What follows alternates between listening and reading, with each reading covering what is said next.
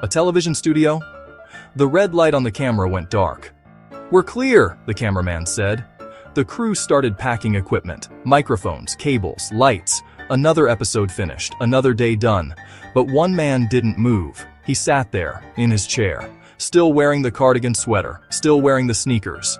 Eyes closed, hands folded, silent. The crew knew. They'd seen this before, every single day, for years. They worked quietly around him, respectful, patient. Because this wasn't a break. This was something else, something important, something sacred. 5 minutes, that's how long he sat. Every episode, without fail. The crew would finish packing, leave the studio, and he'd still be there, sitting, thinking. Then, slowly, he'd open his eyes, stand up, carefully unzip the cardigan, fold it precisely, place it on the chair, change his shoes, walk to his dressing room, and only then, finally, would the day be over. That man was Fred Rogers, Mr. Rogers, America's favorite neighbor. And those 5 minutes? They tell you everything you need to know about who he really was. Fred Rogers wasn't born on television. He was born in Latrobe, Pennsylvania, March 20th, 1928. A shy child, sickly. Other kids bullied him, called him Fat Freddy. He'd come home crying. His mother would hold him. "You're special," she'd say. "God made you special, and he has a plan for you." Fred believed her, and he spent his entire life trying to live up to that belief. He went to college, studied music composition, planned to become a minister, but then he saw something. Television, early television, 1951, programs for children, and they were awful. Violent, loud, chaotic, pie fights, slapstick, screaming. Fred watched, horrified. Children deserve better, he thought. They deserve respect, gentleness, truth. So he made a decision. He'd make television, for children, the right way. His first show was rough, low budget, amateur. But Fred didn't care about production value. He cared about the message, about talking to children like they mattered, like they were intelligent, like their feelings were real and important. He'd look at the camera, speak softly.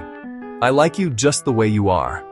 Simple words, but revolutionary words, because nobody talked to children like that, not on television. In 1968, Mr. Rogers' Neighborhood premiered, PBS. A small show, modest budget, but something special. Fred wore a cardigan sweater, changed into sneakers, sang a simple song. It's a beautiful day in the neighborhood. And for 30 minutes he'd talk. About feelings, about fears, about being human. No cartoon characters, no violence, no noise, just Fred, being real. Children loved it, really loved it, because Fred respected them. He didn't talk down, didn't condescend. He talked to them like people. "It's okay to feel angry," he'd say. "Everyone feels angry sometimes. But what we do with that anger is what matters." Revolutionary, honest, real. The show ran for 33 years, 895 episodes, every single one filmed in the same studio. Same set, same sweater, same shoes, same gentle voice, and after every single episode, the same ritual. Fred would sit, in silence, for 5 minutes, while the crew packed up around him. "Mr. Rogers, what are you doing? Are you meditating?" Something like that. "I'm thinking about the children, every child who might have watched today. I'm praying for them, asking God if I did enough, if I said the right things, if I helped even one child feel loved." You do this every day? Every day, for 33 years, because this isn't just a television show. These are real children, with real feelings, real struggles. And if I can help even one child feel less alone, less scared, less unworthy, then it's worth it. But I have to ask, every day, did I do enough? That question haunted Fred, in a good way, a necessary way. Because Fred took his responsibility seriously. He wasn't just an entertainer, he was a minister, a teacher, a neighbor, and children trusted him, millions of children. So every episode had to count. Every word had to matter. Every moment had to be intentional. People didn't see the work. They saw the gentle man in the sweater, the simple songs, the slow pace. But behind that simplicity was incredible intention. Fred wrote every episode, every word, every song. He'd spend hours on a single sentence, making sure it was right, making sure it was true, making sure it would help. He had a degree in child development, studied psychology, consulted with experts, read everything he could about how children think, how they learn, how they process emotion. And he applied all of it. Every episode was carefully crafted to address a specific fear, a specific question, a specific need. When Robert Kennedy was assassinated, Fred made an episode about death. When the Challenger exploded, he addressed it. When children were scared, confused, hurting, Fred was there, gentle, honest, helpful. "It's okay to be sad," he'd say. "Sad is a normal feeling, and talking about it helps." But here's what people didn't know. After every episode, Fred would sit in that chair, think about what he said, wonder if it was enough, wonder if he could have said it better, wonder if somewhere a child was still scared, still hurting, still alone, and he'd pray for that child, by name, if he knew it, or just generically if he didn't. "Please, God, let them feel loved. Let them know they matter." Fred received thousands of letters, from children, from parents, stories of how the show helped, how his words mattered, how his presence made a difference. He read every single one, personally, and often he'd cry, not from pride, from relief. "I helped," he'd whisper. "Thank God I helped." One letter came from a blind girl. She wrote, "Mr. Rogers, I can't see you, but I know you love me, because I can hear it in your voice." Fred read that letter, sat down, cried, for an hour, because that's what mattered. Not the awards, not the recognition, but that one blind girl, feeling loved. From that day forward, Fred did something. Every episode, at some point, he'd say, "I'm feeding the fish," out loud, for the blind children, so they'd know the fish were okay. Such a small thing, but intentional, thoughtful, kind. The sweater became famous, the cardigan. Every episode, Fred would put it on, zip it up. People asked why. "My mother made them," he said. "She knitted a new one every Christmas. I wear them to honor her, to remember where I came from, to stay humble." After his mother died, Fred kept wearing them. He had dozens, all handmade, all precious. At the end of each episode, Fred would carefully remove the sweater, fold it precisely, just so. The crew noticed.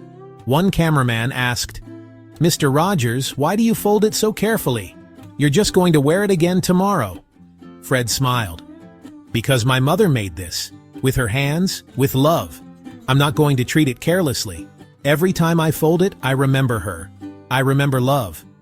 And I remember why I'm here." That was Fred. Everything intentional, everything meaningful, nothing wasted. 5 minutes of silence after every episode wasn't meditation. It was accountability. Did I do enough today? Not, was I good enough? Not, was I entertaining enough? But, did I help?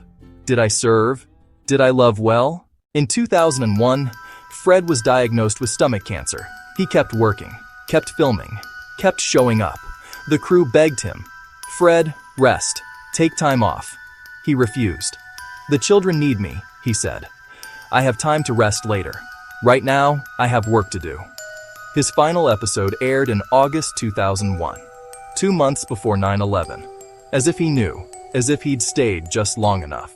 Thank you, God, for letting me serve. Fred Rogers died February 27, 2003. He was 74 years old.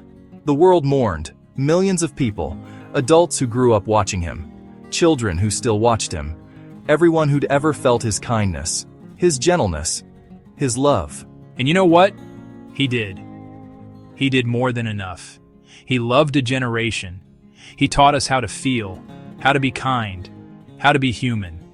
And he did it one episode at a time, one child at a time, one prayer at a time. Today, people remember Mr. Rogers, the sweater, the sneakers, the songs.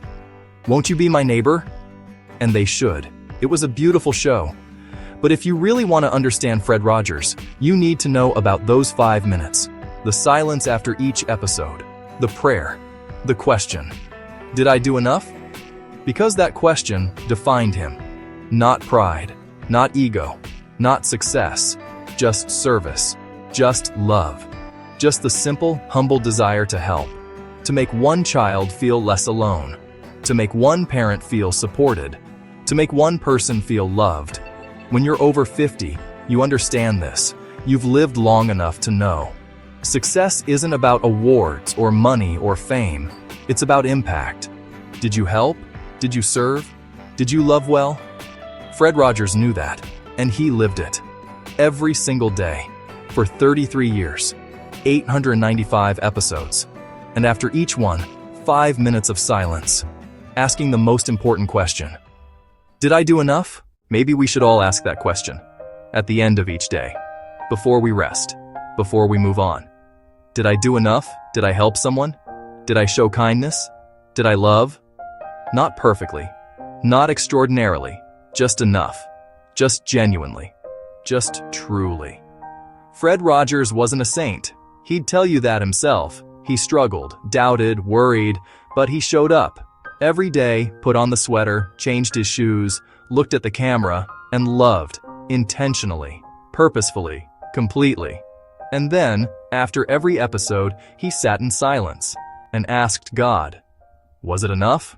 And the answer, always, was yes, more than enough. Because love is always enough. Kindness is always enough. Showing up is always enough. Fred taught us that, not with grand gestures, not with spectacular moments, but with simple, daily, faithful love. One episode at a time, one child at a time, one prayer at a time. So tonight, before you sleep, maybe take 5 minutes. Sit in silence. Think about your day. Ask yourself, did I do enough? Did I show kindness? Did I love well? And if the answer is yes, even a little bit, then rest easy. Because like Fred Rogers taught us, that's all that matters. Not fame, not success, just love, just kindness, just being a good neighbor. For stories that remind you what really matters, don't forget to follow.